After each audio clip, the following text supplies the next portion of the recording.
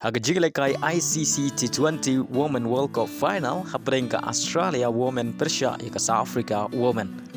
Haba pai shakani ke jiglekai ke kapten jong ke Australia kala job ke tos bat kala jet pantit nengkong.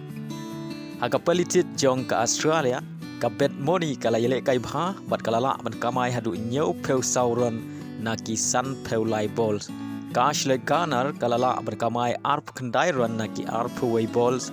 Bat ka Alisa Heli kalala ban kamai khat pra runs na ki arpeu balls rengkat bat ki wei pat ki thele kai jong ka Australia nagalyang ginong kwang ball jong ka South Africa ka Submin Ismail kala yo ban khur ar wicket na ki South over ka Marisin Cup kala yo ban khur ar wicket na ki South over hadu bukut ka inning ka baringkong ka Australia kala la ban kamai shispa san penriu runs bat hap nriu wicket na ki arpeu over Bat ka target nawanta ka South Africa kalong shispa san penyuruan naki shispa arpeu balls.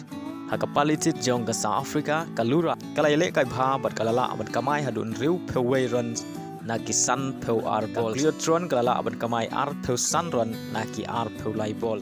Rengkat bat ki runs jong ki weipat ki player jong ka South Africa kilala bat kenjo sya ka shispa lai penyuruan bat hap riu wicket naki arpeu over. Ada bukut ka jingle kai ka Australia kalala berpelim ya ka South Africa da khat kendai runs bari ora ya ka nam ladu haka sin ka bahan riu